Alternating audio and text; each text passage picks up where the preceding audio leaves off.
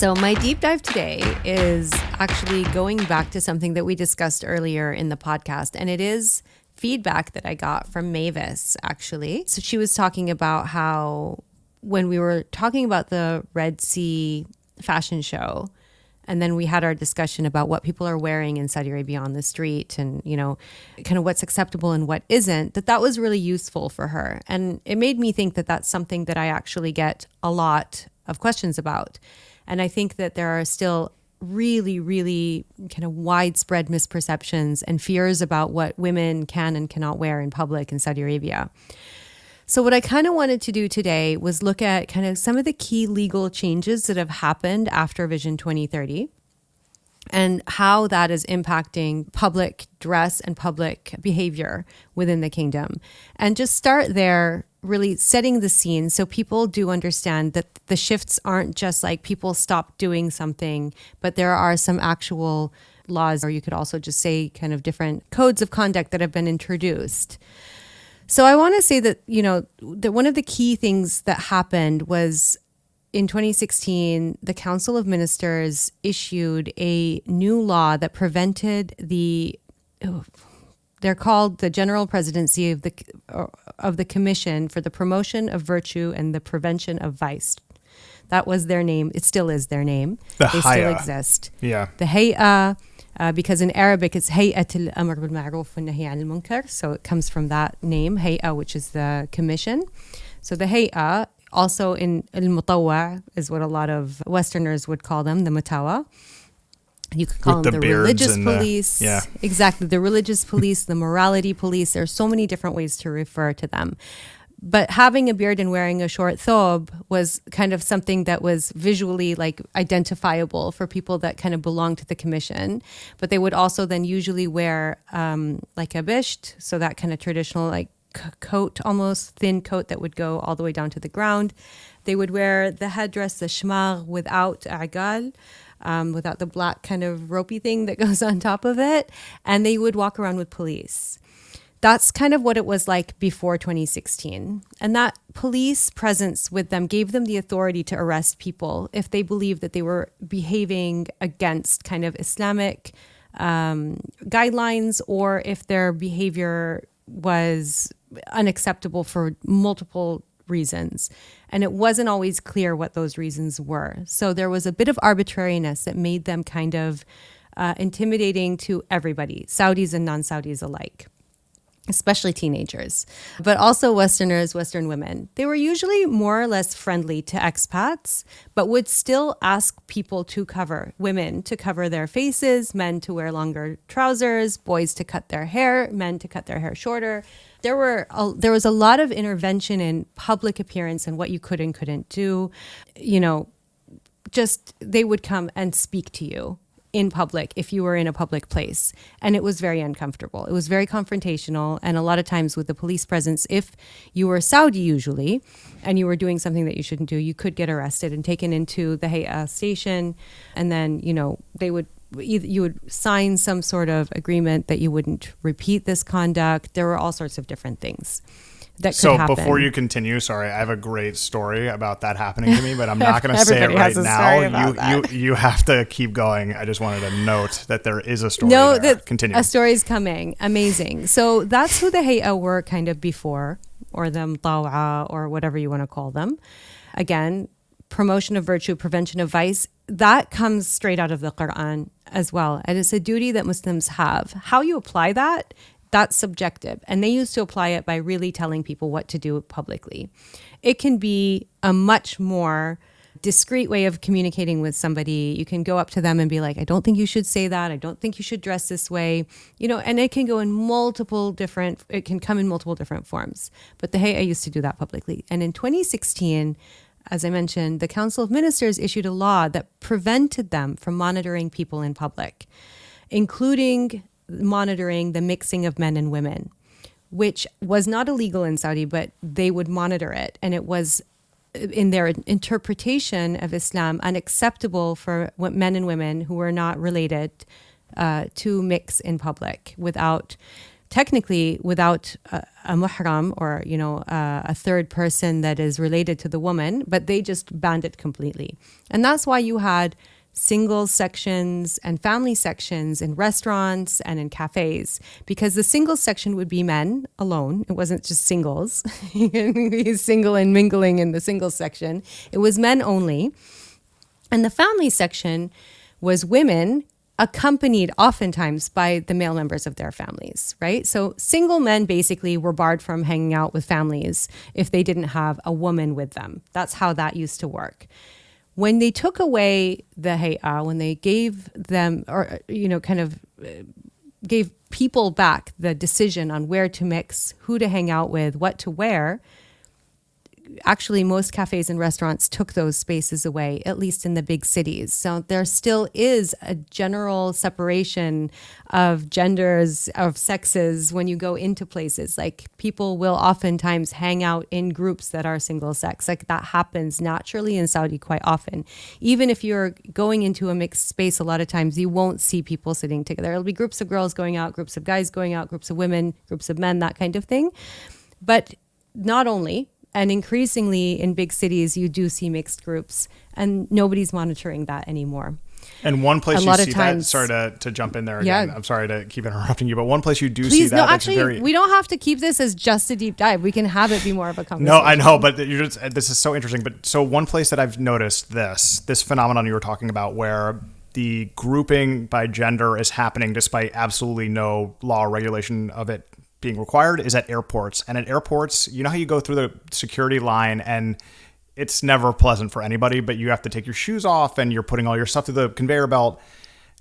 I've noticed maybe 60 to 70% of the time that men and women are kind of just going to their own lines. There's maybe two lines. And that's because, when you go through the scanner and machine, they need to look at what you're wearing and underneath what you're wearing to make sure that you're being secure. So I've noticed that. And a couple times I've been kind of like, headphones on in my own world, wandering into the woman's line, not paying attention. And the lady would be like, hey, can you go over there? And I'm like, oh yeah, everybody here is a woman. So good idea. But anyway, just as a outsider doing this is something you might notice in person. And then, sorry, one more thing, but a lot of the restaurants that had these sections that you mentioned, family section and single section, you can still see those signs sometimes in Saudi Arabia at some of these restaurants. They just didn't take them off. They don't have the actual division anymore, but you'll be in the single section. Be like, what is that?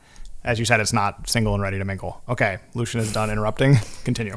Please do interrupt, and we can have this be more of a dialogue. Like I know with traditional kind of deep dives, it's like we'll do a little thing and then we can have a conversation about it. But with this deep dive, we can be a little bit more fluid, because I do think that all of this is going to bring up memories, and I might miss something that you see, which is really, really important, that I don't see because I grew up in that environment. And so I do explain it to other people often enough that I feel like I know what people are wondering about, but I'm sure I've missed things. But yeah, I think that's kind of like a really important thing to talk about. This was something that happened at the Council of Minister level. So it's not just like people stop doing it. The vision encourages people to be, to make more kind of independent decisions about what they want to do in public, but there's no recourse. Like this was a decision that was made. The Hay'a still exists as a commission, and they still do put out information about, recommendations on how to be a better Muslim, how to practice, and they will provide guidance if you would like that advice. But they're not going to intervene in the way that they did in the past, which is a really big change. So that's a big change in terms of public behavior. But then to replace that, they did issue public behavior guidelines in September of 2019. And these have been modified a little bit a couple of times. So there are public behavior guidelines. And if you do violate them, you can be fined up to 3,000 riyals. But these public behavior guidelines don't have to do with covering your hair and wearing a abaya. These are things that are like, okay, so men and women are required to dress modestly and refrain from public displays of affection is one of them. What does that mean? Basically, dressing modestly in a place like Saudi Arabia for a woman would be to kind of cover her shoulders. I would not wear a tank top. People do. I've seen it, but I wouldn't.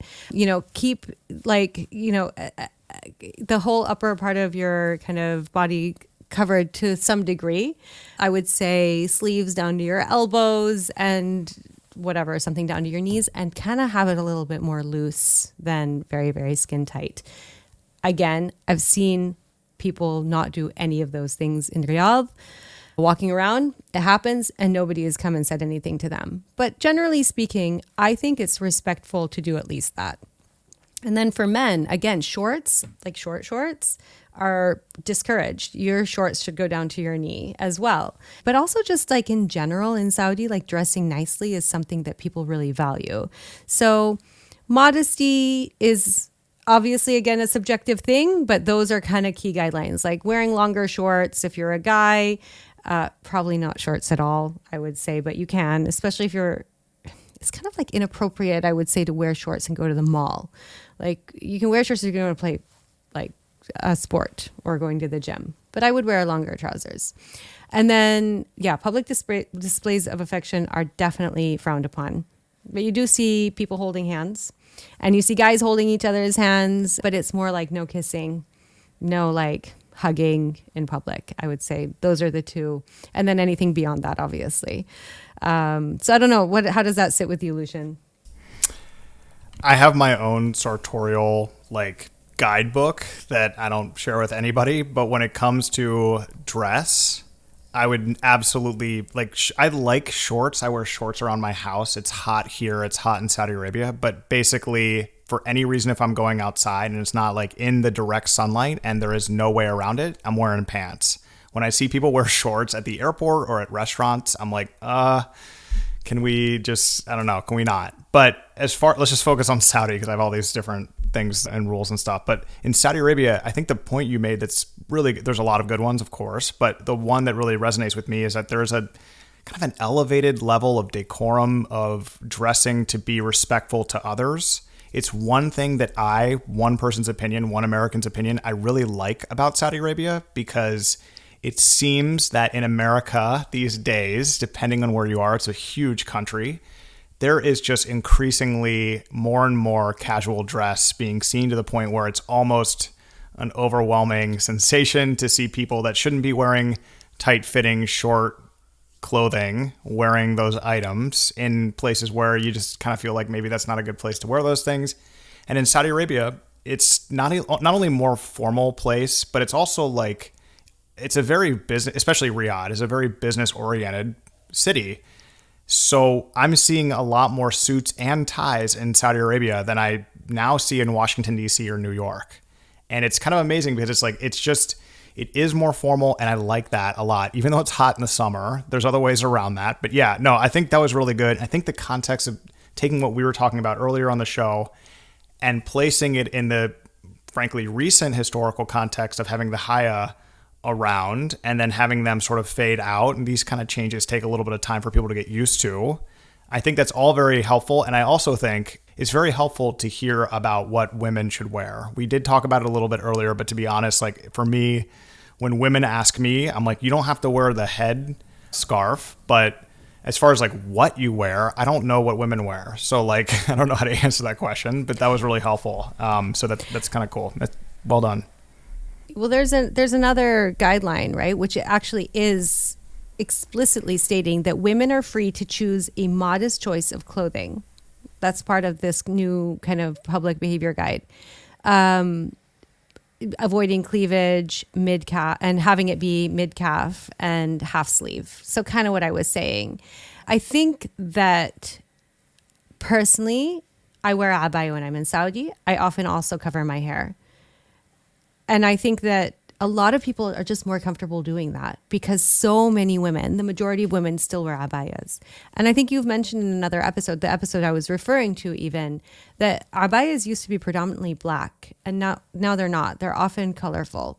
Some people still wear black abayas. Many people, I would say the overwhelming majority of people still wear black abayas. So the abaya, obviously, it's like a long coat that goes all the way to the ground. It's loose, it's flowy. You wear whatever you want underneath. And then the headscarf is another layer to that. Some people wear it, some people don't. Oftentimes you can put the abaya on, not cover your hair, and that's really easy to go out. You know that you're hitting all of the the three key things. It's long, it's loose, it's covering cleavage and arms, right? And then you don't have to cover your hair. It's definitely not a requirement. It is not a requirement for anybody, not a Saudi, not an expat. People who choose not to cover their hair will not be asked to do it anymore unless you choose to. So, and obviously that can vary in homes and in families, and there's so many layers to that, and we can unpack hijab another day. That's not what we're talking about today. So yeah, I think that it's really important for women to know that there is no expectation to wear abaya, but a lot of times it's just easier to do so. Abayas are a big industry. We've talked about this in the past as well. They're beautifully made. Oftentimes they can be cheap as well, but they can also be incredibly expensive. You can buy them at Harvey Nichols. Like there's such a big range, and it's something that people really explore their identity through. It's just like any other piece of clothing. A couple other things from this kind of public behavior guideline list, and then I'll go into the last bit, which is basically Saudi police officers will be the sole authority responsible for monitoring offenses and imposing fines, no longer the Hanaa. And offenders have the right to submit a grievance claim before the Common Courtesy Department and appeal any of these fines. So it's, there is a dialogue as well. There are other things that you're not allowed to do that you can be fined for. So acts or speech that offends those around you or puts them in danger, handing out flyers without a license, jumping a queue, by the way, is something that you're not allowed to do unless given explicit permission, usually by everybody in the queue. Violating disability parking or reserved seating, direct photographs of other people without their permission. So taking a photograph in a public place is something that you can do, but taking a photo of someone that you're definitely taking a picture of them, you're not allowed to do that unless you ask for permission. Taking photographs of crimes and accidents is something that you're not supposed to do. Playing loud music in residential areas, it can be disruptive and disturbing. Playing loud music during prayer times or the call to prayer is also something you're not allowed to do. And littering, and you can be fined up to 3,000 riyals for doing those things. Super interesting. I just wanted to make one point about the clothing bit. In the US, like we are being very general when we're talking about Saudi Arabia. It's a huge country. There's all these different regions and different cultures, and in the city is a completely different story, just like it is in the United States and anywhere else than it is in the country. And in places like Via Riyadh, which is like one of the toniest, chicest fashion kind of shopping restaurant areas in Riyadh, brand new. We talked about it a little bit on the show. You can wear more fashion forward clothing, and there's just a completely different vibe than you may get in a outskirt of Qasim or, in the north or south. I mean, in a place that isn't in a city. And that is not unique to Saudi. It's the same thing in the US and around the world. What is interesting about the US is there isn't what Saudi Arabia has. Like, we can speak very generally about, these are some of the rules, and it's a respect thing. It's like that doesn't exist in the US at all, except, in my opinion, at high-end restaurants and golf clubs. Like, golf clubs are one of the few places I see left that are like, you need to wear a collar and your shirt better be tucked in or you're out of here. And it's kind of like when you are dealing with a you can wear anything anywhere at any time situation here in the US. It's kind of refreshing in a way. We are just being very general about Saudi Arabia because this is something that's very interesting to people who have never been there and are like, seriously, what do I wear? Like, what do I pack? And so like, hopefully that was helpful because it was interesting to get the refresher, definitely on the female side. And for men, I would say business casual is a great default, but if you're walking around Diriyah in the middle of the summer, you're not going to like wearing a suit. So maybe pack something that is, cooler, but still respectful. No tanks, etc. This isn't Disney World. So anyway, this was good. And so what to pack? Pack something that covers your chest and your shoulders. Pack something that is 3/4 sleeve or at least to your elbow, and pack something that goes kind of mid-calf. Whether it's jeans that are capris, I don't know if that's your style, but if it is, wear those, or just long trousers or pants or whatever you want to call them, something loose fitting. There's so much out there today. A long button-down shirt with loose trousers is usually a really safe bet, or a long skirt or whatever. Dresses, but again, like, you need to cover up that part of your body. That's the most offensive part, actually, is cleavage, I would say. So, even if you're wearing a short skirt that's like slightly above your knee, people won't be as offended. So I think that those are kind of the keys of what to pack. And something loose. I was just going to say, in the summer, you want it to be loose and flowy because it's hot, but it also does get cold. So check the weather. That's exactly what I was In going the to say winter. for both men and women. If you're visiting in December, January, February, and even March, it rains in Saudi Arabia, all across Saudi Arabia, and it gets really cold at night in some places. And the weather actually changes, especially in Riyadh, the weather can change. It can be warmer. You can have mild nights, and then you can have nights where it's like bone chilling, in Fahrenheit, 35 to 40 degrees. And if you're out in the desert and you don't have winter clothing, you are going to be freezing your behind off. So bring that stuff if you're spending any extended time there. And one of the nicest things about Saudi Arabia in the winter is dining al fresco, eating outside. You're going to want to bring a shawl or something to cover your shoulders because for some reason, it's like the dryness of the air. It kind of gets to you slowly. In Riyadh. Yeah, in Riyadh, right. It's a big country. EP may be a different story. Jeddah, different story. But yeah, again, we speak in generalities here because people are, ostensibly visiting Saudi Arabia. It's a huge country. But I think very, very useful. I'm going to send this to my wife and be like, does this ring true with you? Because she sort of was asking me and I was like, I have no idea, to be honest with you. I think you're going to figure it out pretty quickly. But yeah, you don't have to cover your hair. You don't have to wear an abaya. But you know what? You can if you want. It shows respect. You don't have to wear a suit to dine at Le Bernardin in New York City. But if you wear a suit in there, you're going to look like you know what you're doing. So it's like, what do the rules really mean? They mean respect to other people.